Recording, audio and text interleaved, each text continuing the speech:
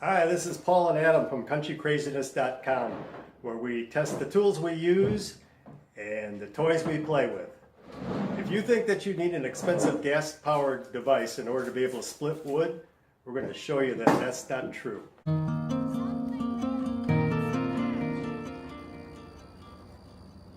It's the Harbor Freight manual log splitter. Go ahead. And they claim you're only supposed to be able to cut 6-inch rounds with this thing. You can cut some pretty big stuff with it, as you can see from what I'm cutting on here, and I got even bigger ones on the back of the truck. And this is hardwood too. I've split ash with this thing before, no problem. It does kind of take some learning to it. I mean, if you are going to split stuff that's really big, a lot of times you can't do a log right down the middle. But if you just learn to kind of angle it to one side, just kind of do a piece at a time, it'll go through no problem. How much does this cost? To be honest, I don't remember. I want to say it was like in the ballpark of $100. And I can assure you that even if it was $200, the thing is money well spent. I've already gotten my money's worth out of it, no problem, just over the course of one winter. And I actually have access to a hydraulic log splitter at my father-in-law's house. And to be honest, I actually enjoy doing it with this. I mean, especially if you get stir crazy during the winter, it's just something to do. Come out, split a little bit of wood, have a nice fire that night. There's nothing too complicated about it. You got one handle, that's like a pressure handle, it just goes a little bit at a time. You got another one, that's got a farther throw on it that moves the jack faster. Once you get to a certain extent, you can just hit this one, or I even take both of them sometimes if you want to run both thumbs to run through it faster.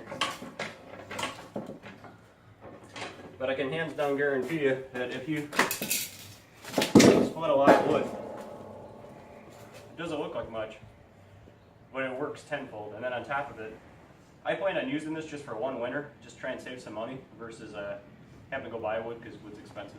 And then on top of it, the hydraulic one I didn't have access to at the time. And I thought this was just going to be something I was going to use for one season and get my money's worth out of it. And I honestly think I got to the point now where I don't think I'm going to buy a hydraulic log splitter because it works pretty well and it's very basic. I mean, if you look at it,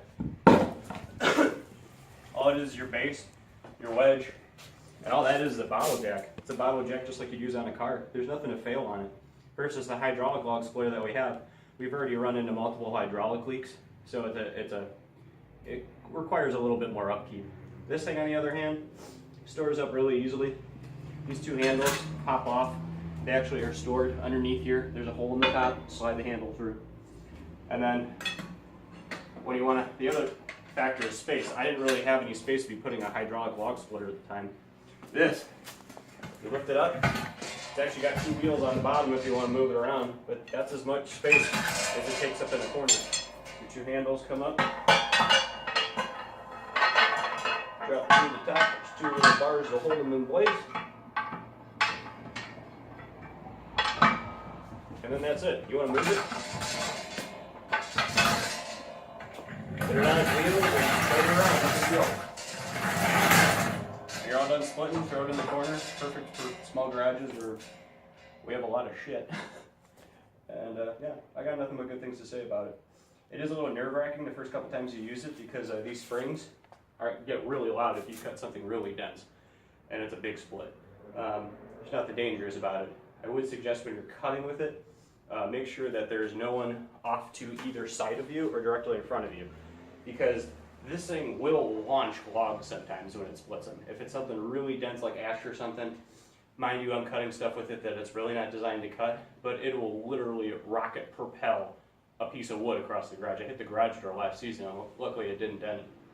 But that's about it. I got nothing but good things to say about it. I would highly suggest buying one if this is your thing.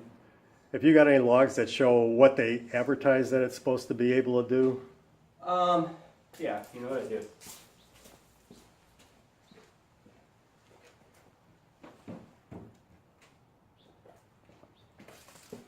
So that's what you're supposed to be cutting with. I wouldn't say you're really supposed to go any bigger than that. Maybe a little bigger, maybe an inch. And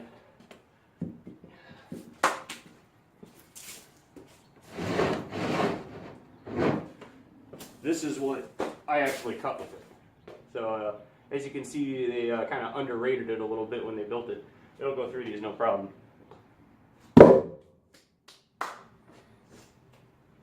Oh, for those of you who just noticed, I am the same person. I decided to shave the beard. It was getting a little Amish.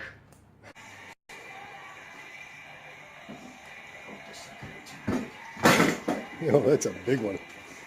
Yeah, it'll do it. It'll do it, no problem.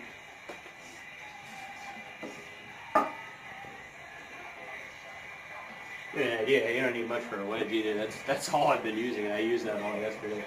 Cutting stuff this big and still hasn't broken, which is pretty fortunate. Usually, if you're gonna cut that amount, you'll have to cut multiple wedges because they'll break down. Uno for uno.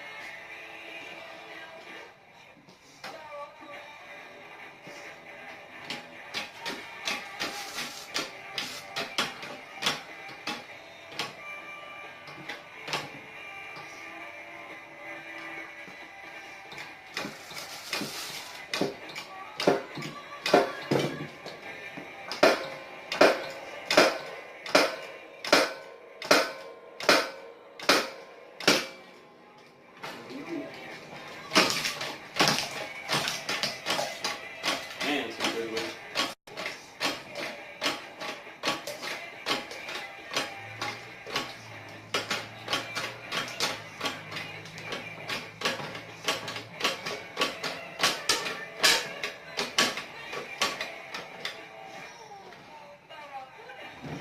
Another use for the bill hook. Nice. So here I am the day after, and Adam was out last night. He was splitting some wood. We talked about it this morning, and here's really the takeaway from the whole thing. If you're in a 20 by 20 garage with a lower ceiling, you can't be swinging an axe in here and having stuff fly all over the place. If you want to split a limited amount of firewood, let's say for a week or something, this thing works very well. If you're going to be trying to cut enough wood to last you all year, yeah, you need something bigger, more heavy duty. But in terms of this tool doing what it's designed to do, I got to give it a thumbs up. This is Paul from CountryCraziness.com. Please subscribe. Take care.